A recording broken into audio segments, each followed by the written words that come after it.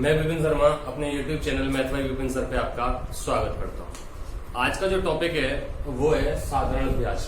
जैसा कि मैंने तुम्हें बताया था प्रतिशत में, पहला topic percentage, profit loss, discount, SI और सीआई। तो आज हम जो स्टार्ट करने वाले हैं वो स्टार्ट करने वाले हैं एसआई। ठीक है, जो स्टूडेंट पहली बार ऐसा ही देख रहे हैं या मेरे द्वारा पढ़ाए गए साधारण ब्याज को देख रहे हैं तो वो पहले परसेंटेज को फोकस कर लें। पहले परसेंटेज क्लियर होना चाहिए, उसके बाद में साधारण ब्याज समझ में आएगा, क्योंकि इसका जो बेसिक है वो टोटली परसेंटेज पे डिपेंडेंट है। समझ, साधारण ब्याज बिल्कुल साधारण तरीके से कैलकुलेट होता है। साधारण ब्याज बिल्कुल साधारण तरीके से हमें कैलकुलेट करना होता है। किस तरीके से वो देखिए। प्रतिशत में मैंने तुम्हें बताया था कि भाई 100% मान होता है। कौन सा मान होता है? 100%। बिल्कुल इनिशियल वैल्यू होती है, प्रारंभिक मान होता है 100%। यहाँ अगर मैं बात करूं साधारण ब्याज में तो प्रारंभिक मान जो होगा वो सबसे पहले किसी को धन उधार दिया जाएगा। जो धन उधार दिया जाएगा वो क्या कहलाएगा तुम्हारा? ठीक है, तो 100% जो मान रहेगा वो कौन सा रहेगा? हमारा मूलधन। ये मोस्ट इंपोर्टेंट है। इसके बाद में मैंने तुम्हें प्रतिशत में व्यक्त करना बताया था कि भाई एक वर्ष का ब्याज प्रतिशत। अब जिसका प्रतिशत पूछा जाता है वो रखा जाता है ऊपर। क्या पूछ रहा है वो? एक वर्ष का ब्याज प्रतिशत। तो ऊपर आएगा एक वर्ष का ब्याज बटे में नीचे जो वैल्यू आती है वो आती है 100% वाली। अब यहाँ पे साधारण ब्याज में 100% कौन सा होता है? मूलधन। डिस्काउंट में 100% कौन सा था? अंकित मूल्य। लाभ हानि में 100% कौन सा था? क्रय मूल्य। ठीक है, परसेंटेज में कोई सी वैल्यू हो सकती है। ठीक है, तो यहाँ पर जो 100% वाला मान रहेगा वो कौन सा रहेगा अपने पास में? मूलधन। इसको फोकस करना है। मैं बात कर रहा था एक वर्ष का ब्याज प्रतिशत। तो एक वर्ष का जो ब्याज होगा उसको परसेंटेज में कन्वर्ट करना है हमें। किस में कन्वर्ट करना है? परसेंटेज में। और प्रतिशत में व्यक्त करने का तरीका मैंने बताया था, जिसका प्रतिशत पूछा जाता है उसको तो रख देते हैं ऊपर। तो एक वर्ष का ब्याज प्रतिशत पूछ रहा है तो एक वर्ष का ब्याज और नीचे 100% वाली वैल्यू क्या होगी? मूलधन इंटू में 100%। बात एक समझ लो। अगर वो मैं कह देता हूं कुल ब्याज प्रतिशत, कुल ब्याज प्रतिशत। कुल ब्याज प्रतिशत का मतलब हो गया ऊपर आएगा कुल ब्याज बटे में मूलधन इनटू में 100%। अगर वो मिश्रधन का प्रतिशत पूछे चाहे नहीं पूछे, हमें ये सारी चीजें आनी चाहिए, क्योंकि इन्हीं के अकॉर्डिंग मैं कैलकुलेशन आगे कर पाऊंगा। तो ये होगा मिश्रधन बटे में मूलधन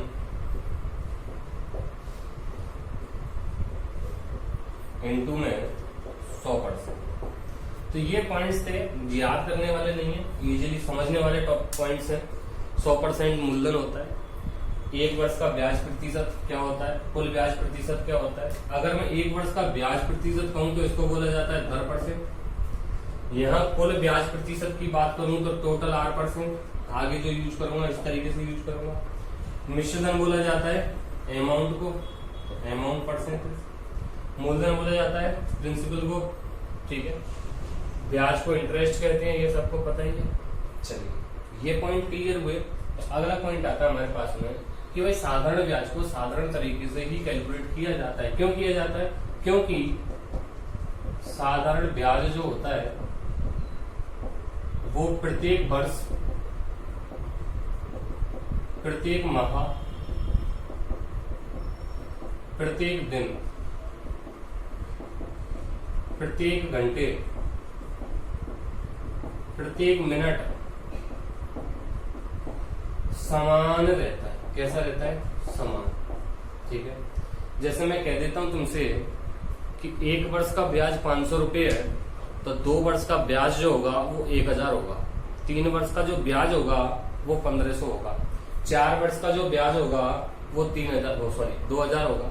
इसी तरीके से अगर मैं केवल उसको परसेंटेज में लेके चलूं कि भाई एक वर्ष का ब्याज प्रतिशत 3% है तो 2 वर्ष का ब्याज प्रतिशत 6% होगा। 3 वर्ष का ब्याज प्रतिशत 9% होगा। 15 वर्ष का ब्याज प्रतिशत 45% होगा। ये टोटल ब्याज परसेंट होगा। बात है समझ में, इसी को फोकस करना है हमें। अगर मैं कह देता हूं तुमसे कि भाई 4 वर्ष का ब्याज प्रतिशत, 4 वर्ष का ब्याज प्रतिशत 30% है, तो 1 वर्ष का ब्याज प्रतिशत जो होगा उसी को तो दर प्रतिशत कहते हैं।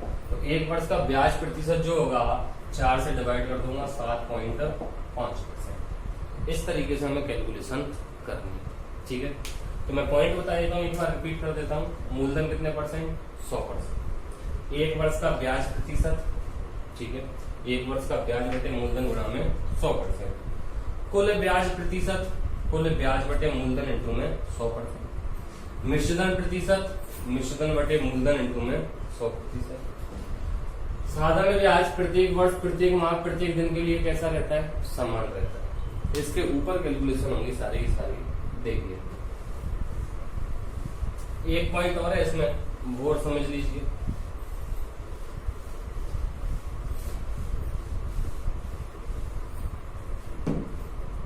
तो जैसे मैं कह देता हूं, धन 2 गुना हो जाता है, 2 गुना धन हो जाता है। मतलब मूलधन तो हमेशा 100% रहेगा। 2 गुना हो गया तो कितना हो गया? 200%। तो ब्याज कितना हो गया भाई? 100%। मैं कह देता हूं धन 3 गुना हो जाता है, 3 गुना कितना हो जाएगा भाई? 300%। ब्याज कितना हो जाएगा? जो धन बढ़ा है वही तो ब्याज कहलाता है, 200%। मैं कह देता हूं धन 4 गुना हो जाता है, तो 4 गुना कितना हो जाएगा? 400%। बढ़ा कितना है? 300%। ये ब्याज होगा। तो यह एक बात समझे हम, 2 गुना हो जाता है 200%, 100% मूलधन को हटा तो ब्याज आ जाता है। क्यों? क्योंकि ब्याज प्लस मूलधन बराबर क्या निकल के आता है हमारा? ब्याज प्लस मूलधन बराबर क्या होता है? मिश्रधन, ठीक है।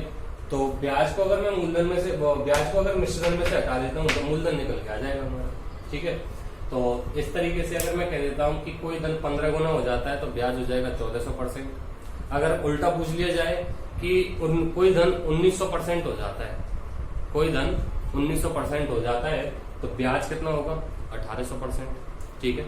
इस तरीके से हमें कैलकुलेट करना है, ठीक है। जैसे तुमसे पूछ लिया कि भाई 1500% कितने गुने का ब्याज होगा, तो मैं कहूंगा 16 गुने का होगा। क्यों?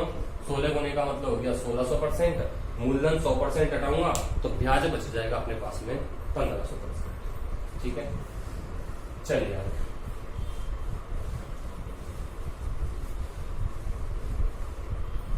क्वेश्चन की पीडीएफ डिस्क्रिप्शन लिंक में मिल जाएगी, ठीक है। आगे बात करूं मैं, देखिए क्वेश्चंस पे आते हैं हम। क्वेश्चन नंबर 1, 10 क्वेश्चन कराएंगे आज। एक व्यक्ति ने एक बैंक से साधारण ब्याज की 12% वार्षिक दर पर ऋण लिया। 3 वर्ष के पश्चात उसने 5400 रुपए उस समयावधि के लिए ब्याज के रूप में लौटाए। केवल ब्याज के रूप में लौटा था 5400। कितने समय बाद? 3 वर्ष बाद। तो भाई रेट परसेंट है 12%, तो कुल ब्याज कितना हो जाएगा 3 वर्ष का? 1 वर्ष में 12%, दूसरे वर्ष में 12%, और तीसरे वर्ष में 12%, बढ़कर हो जाएगा टोटल 36%। तो 36% जो ब्याज है वो कितने के बराबर है? 5400 रुपए के बराबर है। कितने के बराबर है भाई? 5400। तो ऋण स्वरूप ली गई मूल धनराशि क्या थी? मूलधन पूछ रहा है। 36% की वैल्यू 5400 है, तो 100% की वैल्यू x होगी, ठीक है। वही पैटर्न हमारा प्रॉफिट लॉस से, परसेंटेज से, सारे ऐसे ही जमा रहे हैं सीधा सीधा से। तो परसेंटेज से परसेंटेज कैंसिल आउट हो जाएगा। 18 गुना 36, 18 दिया 54, 2 से ये 150 बार कट गया, तो x की वैल्यू आ गई कितनी? 15,000। तो मूलधन कितना आ गया? 15,000। इस तरीके से जमाने होंगे। दूसरे क्वेश्चन की ओर बढ़ते हैं। एक व्यक्ति के पास 10,000 रुपए की धनराशि निवेश के लिए, मतलब जो प्रिंसिपल है वो कितना है? 10,000 रुपया। इसमें से वे 4,000 रुपए का साधारण ब्याज की 5% वार्षिक से 3500 रुपए 4% वार्षिक दर से निवेश करता है। शेष धनराशि वे किस दर से निवेश करे ताकि उसकी वार्षिक आय 500 रुपए हो जाए? ध्यान देना, टोटल कितने? 10,000। इनको वो 3 पार्ट्स में डिवाइड करता है कि पहले पर तो 4000 रुपये देता है, दूसरे पर 3500 देता है, और बचे कुछ तीसरे पर देता है। तो बचे कुछ कितने हो जाएंगे भाई? 2500। कितने हो गए? 2500। ठीक है। पहले पर वो 5% वार्षिक दर से देता है, तो 4000 का 5%। दूसरे पर वो देता है 4% वार्षिक दर से।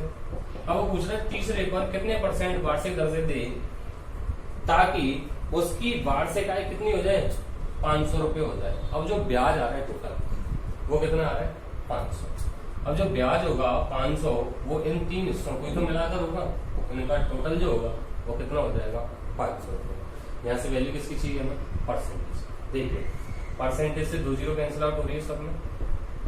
ठीक है, तो 40 पंजे 200 हो गया, 35 होगा 140 हो गया, प्लस 25x बराबर 500 हो गया। 200 और 340, 340 इधर जाके माइनस हुए, 160 बचेगा। 25x बराबर 160 हो गया। x की वैल्यू 25 की 150 और 25 होगा कितनी आ गई? 6.4%। कितनी आ गई भाई? 6.4%। यहाँ पे जो ऑप्शंस थे वो 6, 6.1, 6.4, 6.3। ठीक है, डिजिट सम के अकॉर्डिंग फॉलो करते हैं हम इसको। देखिए परसेंटेज का कुछ फर्क नहीं पड़ता। तो 4 पंजे 20 2 बनता, 3 5 8 832, 3 2 5 बनता, 2 5 7x बनता और इधर बनता 2 5 7 7 2 5 5 से 5 काट दो सीधा। ठीक है, नेगेटिव वैल्यू देखिए 7x बराबर -2, x बराबर -2/7। 7 के लिए 4 का मल्टीप्लाई कर देते तो 7 में ऊपर बन जाएगा 4 दूनी 8, -8 का मतलब हो गया +2, -8 सॉरी डिजिट सम में -8 का मतलब हो गया +1। तो 6 और 4 10 आ रहा था, 10 का मतलब कितना होता है? 1 का आंसर हो जाता हमारा 6.4। मैंने बार बार बताया, हर वीडियो में ये चीज बता के चल रहा हूँ कि डिजिट सम का यूज बहुत ज्यादा होता है। ठीक है, मैं काफी क्वेश्चन से डिजिट सम से करा के चलूंगा, बता के भी चलूंगा। तो ये वाली जो कैलकुलेशन थी ना, ये जो कैलकुलेशन हमने की है इसकी जरूरत हमें नहीं थी, हम डिजिट सम यही लगा सकते थे। वही 4000 5 4 पंजे 20 2 बन जाएगा, 35 3 5 8 32, 3 2 5 5 और 2 7 हो गया। 7 उधर जाके माइनस होगा तो माइनस के 2 बचेंगे और इधर 7x हो जाएगा। 7x बराबर -2। अब -2 अगर है तो प्लस का मैं कितना लिख सकता हूँ उस -2 को, या फिर मैं डिवाइड कर देता हूँ x बराबर, मतलब लास्ट वाला स्टेप आ जाता, x बराबर आ जाता -2/7। और डिजिट सम में मैंने बताया है हमें नीचे 4 बना 1 बनाना होता है, तो हम 7 बन रहा है तो 7 के लिए हम 4 का मल्टीप्लाई नीचे कर देते हैं, 4 का ऊपर कर देते हैं। माइनस का 8 आया डिजिट सम, तो प्लस में कितना आएगा? ये। ठीक है, तो हमारा जो आंसर होगा उसके अंकों का योग भी एक ही होगा। 6 खत्म, 7 खत्म, 6 4 10, 1 हो सकता है, 6 3 9 ये खत्म। तो ऑप्शन कौन सा रहेगा? थर्ड वाला। इस तरीके से हम कैलकुलेट करें। देखिए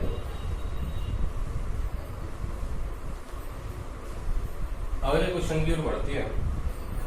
अभी मैं इसमें जब तुम्हें 25-30 क्वेश्चन करा दूंगा तब एकदम कॉन्सेप्ट जो है वो दिमाग में सेट हो जाएगा, अच्छे से सेट हो जाएगा, कभी नहीं निकलेगा। ठीक है, फॉर्मूला रटने की जरूरत नहीं है। क्वेश्चन नंबर 3 है, कोई धनराशि 8% वार्षिक दर से कितने समय में 3 गुनी हो जाएगी? 3 गुने का जो ब्याज बनता है वो बनता है भाई 200%। ये भी बताया। अब रेट दे रखी है कि 1 वर्ष में 8% बढ़ता है, तो 200% कितने वर्ष में बढ़ जाएगा भाई? 25 वर्ष में। इतना सा क्वेश्चन, बात ही समझ। क्वेश्चन नंबर 4 है, 15 वर्ष में कोई राशि 4 गुना हो जाती है, तो 4 गुने का ब्याज कितना हो गया? 300%। कितने वर्ष में होती है? 15 वर्ष में। और रेट परसेंट आ जाएगी यहां से कि भाई 300% बढ़ी 15 वर्ष में, तो 1 वर्ष में कितनी बढ़ेगी? 20%। तो साधारण ब्याज की दर पूछ रहा है, तो दर आ गई अपने पास में कितनी है? 20%। ये था क्वेश्चन नंबर 4। क्वेश्चन नंबर 5 की ओर बढ़ते हैं। कोई धनराशि 3 वर्ष में 3 गुनी हो जाती है, तो 3 गुने का ब्याज कितना हो जाता है? 200%। कितने वर्ष में हुई है? 3 वर्ष में। तो रेट परसेंट आ जाएगी 200%/3। तो बताओ कितने वर्ष में ये 7 गुनी हो जाएगी? 7 गुने का ब्याज कितना बनेगा? 600%।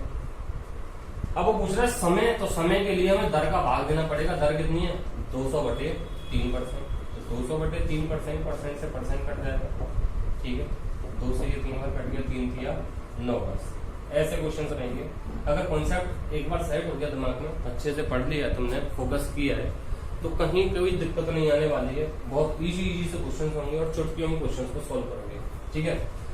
मेरा यहाँ तक मानना है ऐसे क्वेश्चंस के लिए तुम्हें पेन उठाने की जरूरत नहीं पड़ेगी, डायरेक्टली उसको सॉल्व कर सकते हो। आगे की ओर बढ़ते हैं। क्वेश्चन नंबर 6, सेम में 5 जैसा ही साधारण ब्याज की किसी दर से कोई धनराशि 10 वर्ष में स्वयं की दोगुनी हो जाती है। तो अब देखो ओरली सॉल्व करने की कोशिश करो। दोगुनी हो जाती है, दोगुने का ब्याज 100%, 10 वर्ष में होती है तो रेट परसेंट आ गई 10। तो वह स्वयं की 3 गुनी होने में कितना समय लेगी? तो 3 गुने का मतलब हो गया 200% ब्याज बनेगा, और रेट जब 10% है तो आंसर हो जाएगा 20 वर्ष। कितना हो जाएगा? 20 वर्ष, ठीक है। अब सॉल्व करना चाहो तो इसको सॉल्व कर सकते हो कि भाई 10 वर्ष में स्वयं की दोगुनी हो जाती है 200%, ठीक है। दोगुनी हो जाती है 200%, मतलब ब्याज कितना बढ़ गया? 100%। कितने वर्ष में हुई? 10 वर्ष में। तो वह स्वयं की 3 गुनी होने में कितना समय लगेगा? 3 गुने का ब्याज कितना होगा? 200%। जब 100% ये 10 वर्ष में हुई है तो 200% कितने में होगी? 20 वर्ष में। ऐसे सॉल्व कर सकते हो। मतलब नए नए आइडियाज आएंगे किस तरीके से सॉल्व कर सकते हैं। इसका जो फंडामेंटल है वो होता है तुम्हारा ब्याज बराबर PRT अपॉन में 100 का मतलब हो गया रेट परसेंट। कि भाई प्रिंसिपल तो कांस्टेंट है, वही यहाँ यूज हो रहा है, वही यहाँ यूज हो रहा है, ठीक है। रेट परसेंट ये भी कांस्टेंट है, वही दर है, केवल टाइम चेंज हो रहा है। क्या चेंज हो रहा है? टाइम। तो टाइम और इंटरेस्ट जो होते हैं वो एक दूसरे के प्रोपोर्शनल हो गए। ब्याज और समय समानुपाती हो गए। जितने गुना समय बढ़ेगा उतने गुना उसका ब्याज बढ़ता हुआ जाएगा, ठीक है। इस तरीके से था क्वेश्चन। चलिए नेक्स्ट क्वेश्चन की ओर बढ़ते हैं। क्वेश्चन नंबर 7 है। क्वेश्चन नंबर 7 में क्या कह रहा है? कितने समय में किसी धन का साधारण ब्याज धन का 2/5 हो जाता है? तो भाई धन कितना परसेंट होता है हमारा? 100%। इसका 2/5 क्या हो गया? ये ब्याज हो गया, मतलब 40%। जबकि दर कितनी है? 5%। तो टाइम पूछ रहा है हमारे पास में टोटल रेट परसेंट आ चुकी है या टोटल ब्याज प्रतिशत आ चुका है। और एक वर्ष में जब वो 5% बढ़ता है, एक वर्ष में कितना बढ़ता है? 5%। तो परसेंट से परसेंट कट जाएगा और 5 25, 25 होगा 100, 4 दूनी 8 वर्ष। तो टाइम हो जाएगा कितना? 8 वर्ष, ठीक है। सेम क्वेश्चन 8 है, खुद करोगे। क्वेश्चन नंबर 9 की ओर बढ़ता हूं मैं। अगर दर और समय की संख्यात्मक मान बराबर हो, अगर दर और समय की संख्यात्मक मान बराबर हो, मतलब यदि x% रेट है, x वर्ष ही समय है, 3% रेट है तो 3 वर्ष ही समय है, 5% रेट है तो 5 वर्ष ही समय है। मैं कह देता हूं 5% रेट है, 5 वर्ष समय है, तो कुल ब्याज प्रतिशत 25%। 3% रेट, 3 वर्ष समय, तो कुल ब्याज प्रतिशत 9%। Same condition x% rate, x वर्ष समय, कुल ब्याज प्रतिशत x% इंटू में x वर्ष, ठीक है। तो साधारण ब्याज जो है मूलधन का 9/25, मूलधन कितने परसेंट होता है? 100%। इसका कितना हो जाता है? 9/25। बात है समझ में? परसेंटेज से परसेंटेज खत्म। तो x² बराबर 900/25, या 25 से इसको 4 बार कर देता हूँ, 4 9 36 हो गया। तो x² बराबर 36 है, तो x बराबर हो जाएगा 6। अगर रेट की बात करता है तो 6% और टाइम की बात करता है तो कितना? 6 वर्ष, ठीक है। और लास्ट क्वेश्चन सेम है, इसी तरीके का कर सकते हो, ठीक है। तो आज के लिए इतना ही। 10 क्वेश्चन हो चुके हैं हमारे पार्ट फर्स्ट के। अभी इसमें साधारण ब्याज में कम से कम 4 और 5 पार्ट और डालेंगे PDF की फॉर्म में, ठीक है। और उनके जो क्वेश्चंस के सॉल्यूशंस होंगे वो करीब 10 या 12 वीडियोज में जाएंगे। अभी केवल बेसिक्स करा के चल रहे हैं कि जो स्टूडेंट्स के दिमाग में सेट हो जाए। अपर लेवल के क्वेश्चंस जो होंगे, प्रीवियस ईयर्स के जो क्वेश्चंस होंगे, उनको एक साथ लेंगे हम टॉपिक बाय टॉपिक, ठीक है। तो बने रहिए मेरे साथ, देखते रहिए कंटिन्यू, और ज्यादा से ज्यादा शेयर करते रहिए। Thank you so much.